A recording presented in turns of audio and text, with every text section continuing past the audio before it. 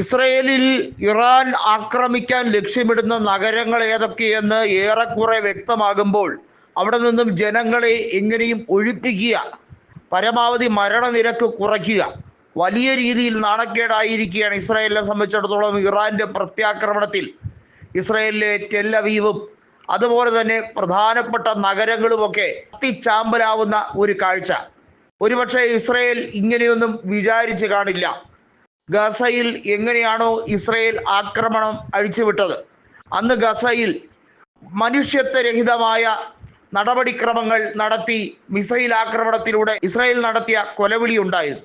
അതിന് സമാനമാണ് ഇപ്പോൾ ഇറാൻ ഇസ്രായേലിലേക്ക് മറുപടി എന്ന രീതിയിൽ നടത്തുന്നത്.